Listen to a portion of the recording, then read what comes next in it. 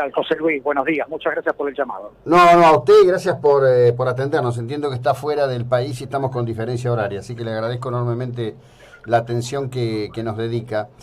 Parte de lo que ocurrió en los últimos días, que tiene que ver con, yo diría, una instancia sociocultural con significación política enorme en la Argentina, tiene como protagonistas a los denominados habitualmente adultos mayores. Pero en ese esquema apareció una voz, que es la de la señora Luana Volnovich, diciendo que si alguien llamaba a su mamá para ir a la marcha, ella lo mataba, digamos, en una idea bastante fuerte de lo que sería la protección de su señora madre. Y hubo una respuesta suya, y me gustaría que comparta estos conceptos al respecto de esa respuesta volcada en las redes con nosotros. Bueno, primero de todo usted lo ha dicho. Yo creo que lamentablemente estamos asistiendo a un escenario donde se han mezclado de una manera extremadamente desprolija y con gran magnitud lo que es política y salud, lo cual no va separado, pero que cuando se mezcla en una cantidad tan exagerada y con tantas interpretaciones, en definitiva suele tener más costos que beneficios. Lo de la señora Volnovich, bueno, eso es para tenerlo en cuenta porque es un caso más de los tantos a los cuales asistimos, donde personas que no tienen o no deberían tener un perfil adecuado para gestionar determinadas instancias, como en este caso PAMI, les recae sobre ellos esta responsabilidad. Y acá volvemos a lo anterior. Cuando la unidad básica excede el conocimiento técnico, la academia o la capacidad de gestión, ocurre lo que ocurre. Aquí es claro que a esta altura de la situación, quien ya no entendió que las personas mayores son un grupo vulnerable, y además quien no entendió que determinadas conductas que hacen a responsabilidad social son el único método con que hoy tenemos para de alguna manera controlar, mitigar, prevenir infecciones como las que están ocurriendo o brotes como los que está ocurriendo en el marco de una pandemia, ya es tarde. Lo que es claro es que dentro de todas esas variables que tenemos que de alguna manera gestionar de buena forma es la estrategia de comunicación. La estrategia de comunicación requiere responsabilidad, requiere estrategia y por sobre todas las cosas requiere conocimiento técnico. Y yo creo que eso es lo que ha quedado en evidencia en estos últimos días y en una situación tan delicada como está viviendo Mar del Plata. Bueno, justamente a tenor de lo que vive Mar del Plata, por ejemplo, nosotros trabajamos mucho todo el tema de lo que pasó allí en el Husey, que es quizás la suma de la irresponsabilidad en donde la publicidad o la propaganda reemplaza a la acción de carácter concreto. El Husey fue presentado por Luana Volnovich, Fernanda Montoto Raberta y el intendente de Mar del Plata como el punto central del cuidado frente al coronavirus para los dependientes del servicio de PAMI.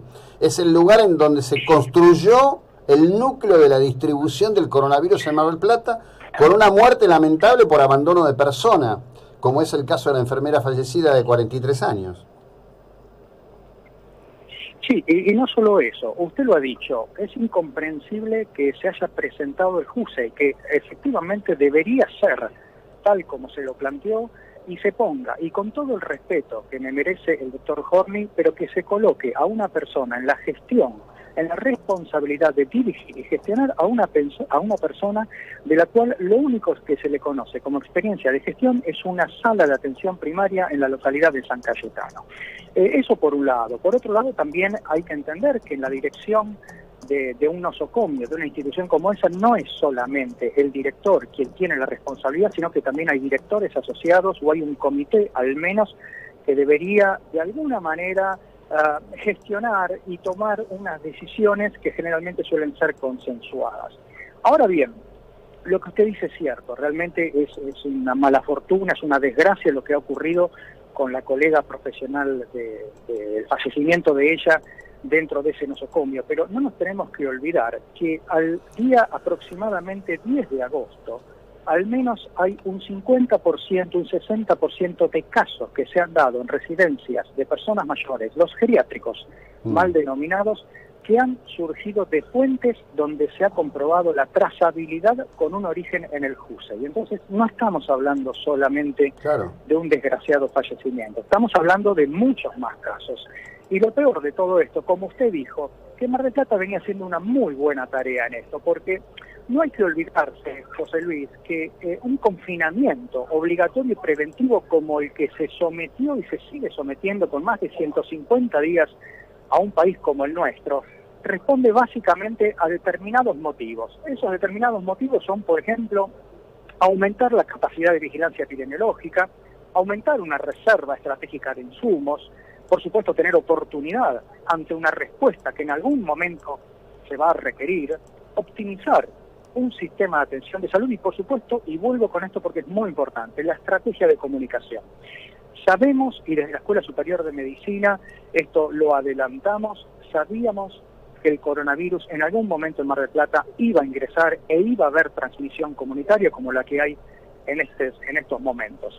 Evidentemente, todo ese esfuerzo hasta el momento aparentemente fue tirado por la borda con lo que ocurrió en el Jusey, donde además, por más que se caracterice como una presentación de renuncia, en lo efectivo hubo un abandono del posicionamiento y además hubo un gap, una brecha de al menos 2 semanas hasta que se hizo cargo el nuevo director de la institución. Entonces, acá a mí lo que a mí me llama la atención, José Luis, y si usted me lo permite, sí, por supuesto, es la falta de responsabilidad y de rendición de cuentas que hay con cuestiones que son muy graves, porque esto es muy grave para una ciudad como Mar del Plata, como para cualquier otra. Mar del Plata tiene indicadores que superan por lo menos 15 provincias del país, y nadie está dando la cara y haciéndose responsable de esto. Por eso hay, hasta donde sé y me han informado, entre ayer u hoy mismo se presenta en mesa de entradas del Congreso de la Nación un pedido de informes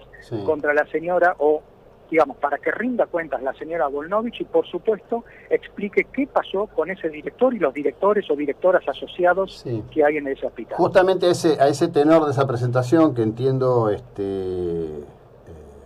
se va a hacer hoy o mañana, no sé exactamente eso.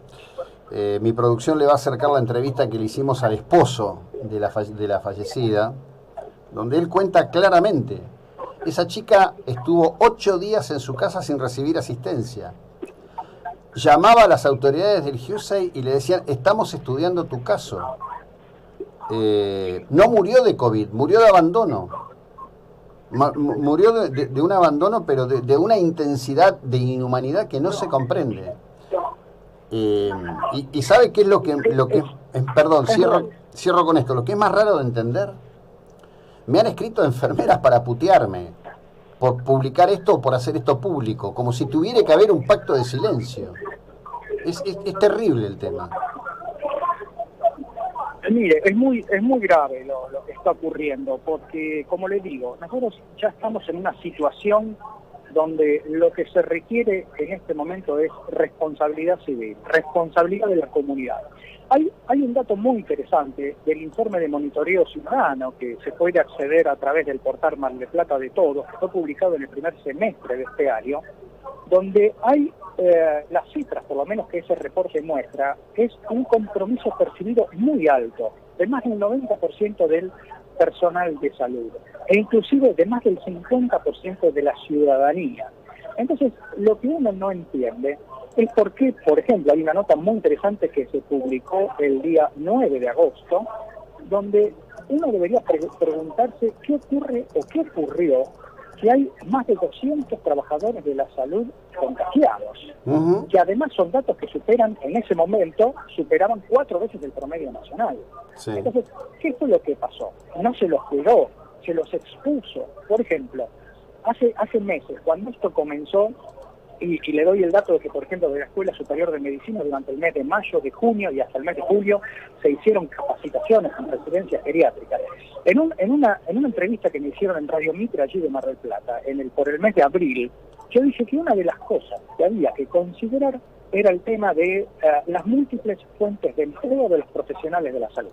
Estamos hablando del médico, de la enfermera, del trabajador social o del fisioterapeuta que trabaja, por ejemplo, en el Jusey y después se va a una residencia geriátrica o se va a un domicilio. Porque hoy sabíamos, o en ese momento sabíamos a través de la evidencia, la documentación que venía de otros países, que esas eran las fuentes de contagio que existían.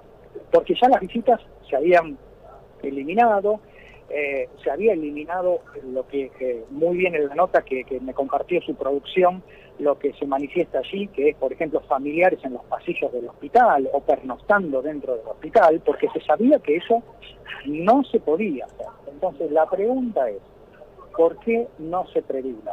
Y, por supuesto, lo que usted menciona. Una cosa es la cuestión técnica de prevención, de mitigación, de preparación frente a esto. Otra cosa es la falta de humanidad a la cual hace referencia, que a mí me consta, porque realmente que nadie haya llamado a esa persona o haya acercado una voz de aliento o de compasión frente a esa colega que está sufriendo, no hace falta de humanismo.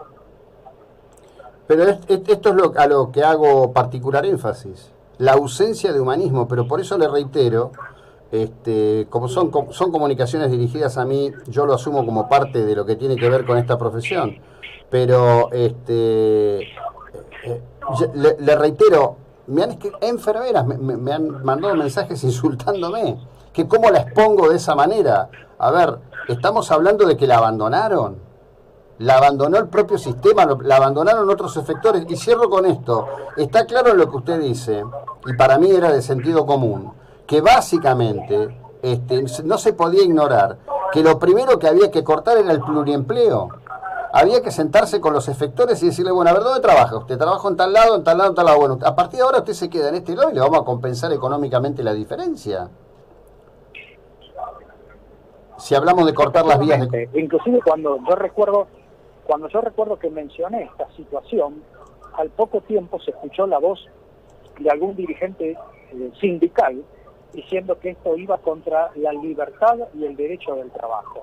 A ver, estamos viviendo una situación de emergencia sanitaria y una emergencia sanitaria tiene que ser tratada como tal, por lo cual es probable que algunos derechos se corten. Ahora, no vale que se corten, que se restrinjan los derechos de la libertad ciudadana, como se viven restringiendo desde hace 150 días sin un plan de salida, como se ve a la vista, y donde ya empieza a ser notable la curva, que además de acompañar la curva de los contagios, la curva de los trastornos de la salud mental, la curva del empobrecimiento, la curva del endeudamiento, y se hablen de algunos derechos sí para algunos y no de otros derechos para otros. Entonces, esto realmente debería replantearnos como sociedad dónde estamos parados, cómo estamos actuando y por sobre todas las cosas, qué proyectos queremos para más adelante, porque en algún momento la pandemia va a finalizar, van a quedar secuelas y vamos a tener que trabajar sobre el proyecto de país que querramos. Sin ninguna duda, sin ninguna duda.